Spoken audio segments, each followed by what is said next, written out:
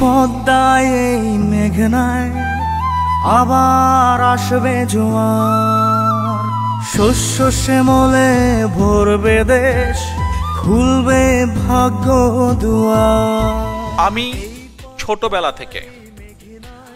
ছোটবেলা থেকে যেদিন থেকে আমি দেখেছি আমার পিতা শহীদ রাষ্ট্রপতি জিয়াউর রহমান এই দেশের মানুষের জন্য রাজনীতি করেন, যেদিন থেকে আমি উপলব্ধি করেছি যে আমার মা দেশনেত্রী খালেদা জিয়া এই দেশের মানুষের জন্য রাজনীতি করেন, এই দেশের মাটির জন্য রাজনীতি করেন, সেদিন থেকে তাদের মুখ থেকে একটি কথা শুনতে শুনতে সেই কথাটি আমি মনে প্রাণে অন্তরে বিশ্বাস করেছি এবং আজ পর্যন্ত সেটি বিশ্বাস করে এসেছি। কথাটি কি সেই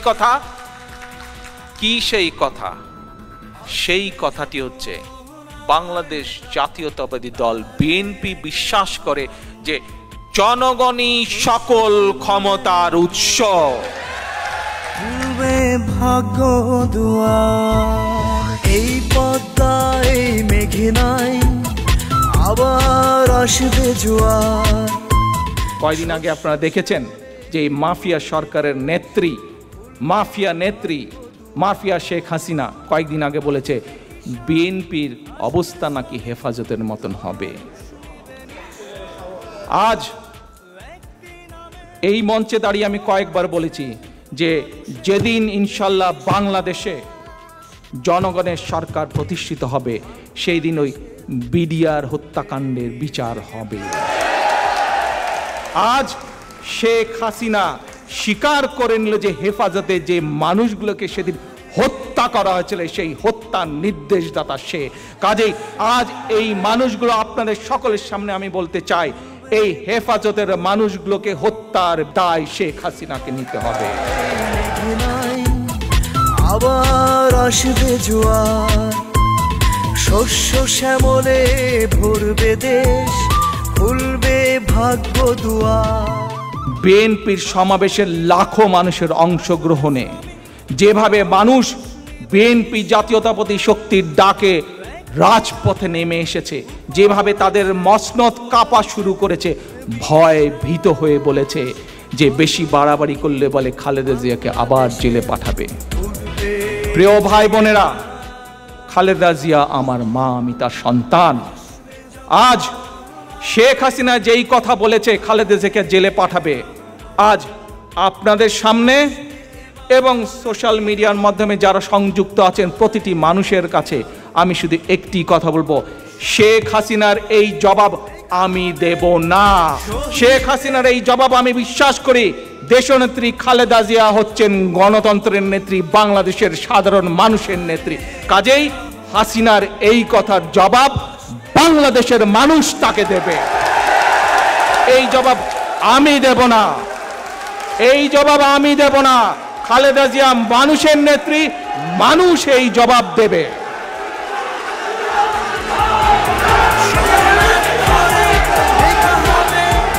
শহীদদের অবদান আসবে যখন 2009 সাল থেকে জাতীয় নির্বাচন সহ বাংলাদেশের সেটি ইউনিয়ন পরিষদের নির্বাচন হোক, সেটি পৌরসভার নির্বাচন হোক, সেটি উপজেলা নির্বাচন, যেই নির্বাচন, প্রত্যেকটি নির্বাচনে গত 10-12 বছর যাবৎ বাংলাদেশের কোনো ভোটার, কোনো মানুষ, সেটি নতুন প্রজন্ম হোক, সেটি পুরনো প্রজন্ম হোক, কেউ ভোট দিতে পারে না।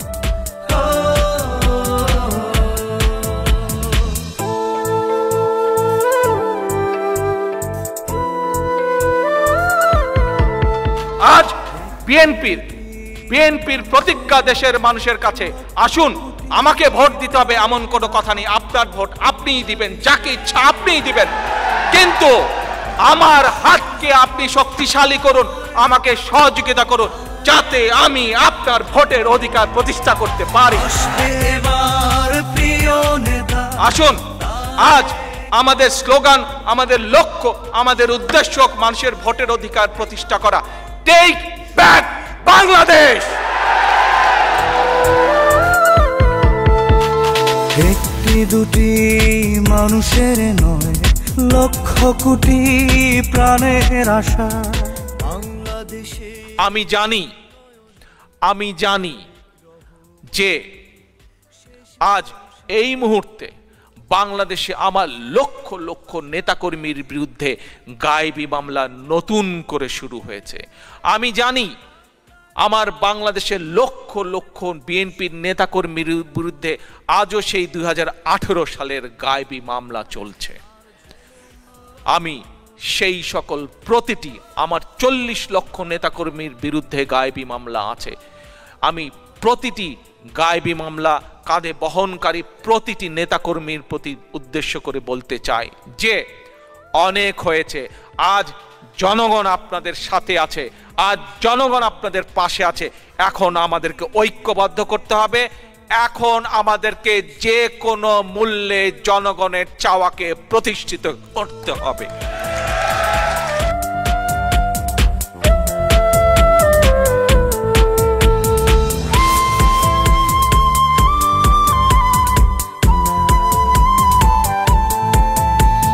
খেয়েছে সব হায়নার দল, লুটে পুটে বিক্রি করে।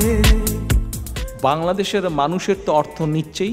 আপনারা যারা 1 কোটি প্রবাসী বিদেশে আছেন, আপনারা যেই বৈদেশিক মুদ্রা পাঠাচ্ছেন, সেই বৈদেশিক মুদ্রা লুট করার এক অভিনব উপায় এই ভোট ডাকাত নিশরাতের সরকার, এই মাফিয়া ক্যাসিনো সরকার বের করেছে। কি সেটি? কুইক রেন্টাল প্রত্যেকটি কোম্পানির সাথে তারা চুক্তি করেছে, তোমাদেরকে আমরা ডলারে পেমেন্ট করব। মধ্যপ্রাচ্যে আমাদের বহু ভাইরা আছেন, দিন রাত পরিশ্রম করেন, হাড় ভাঙা পরিশ্রম করে মানুষগুলো দেশের স্বার্থে, তার পরিবারেরকে রক্ষা করার জন্য। কিছুদিন আগে মানুষের মুখে মুখে কথা, মানুষের মুখে মুখে, বিশেষ করে মধ্যপ্রাচ্যে যে ভাইয়েরা আছেন প্রত্যেকের মুখে মুখে কথা যে এই নিশিরাতের শেখ হাসিনা তার বলে কোন আত্মীয়কে কোন দেশে আটকে রাখা হয়েছে। শুনেছেন না ঘটনা? বাংলাদেশ থেকে পাচার করে যেই অর্থ নিয়ে গেছে সেইটার জন্য। নতুন পথের খুঁজবো দিশা, বেগম খালেদা জিয়ার হাতে ধরে। দেশদ্রোহী আর খুনিদের হাতে দেশটা দিব না ছেড়ে। রক্তে কেনা এ বাংলাদেশে সুখের পায়রা উড়বে। রাজপথেতে কথা হবে, হবে জয়গান।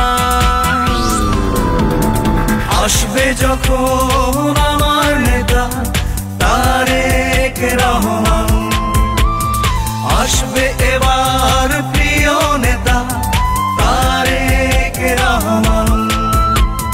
স্বর্ণাক্ষরে লেখা হবে শহীদদের অবদান। আসবে যখন আমার নেতা তারেক রহমান, আসবে এবার প্রিয় নেতা তারেক রহমান। আপনারা সকলে যে যার অবস্থান থেকে আপনাদের প্রস্তুতি গ্রহণ করুন। ইনশাআল্লাহ আপনাদের সাথে আন্দোলনের মাঠে দেখা হবে। আল্লাহ হাফেজ। বাংলাদেশ জিন্দাবাদ।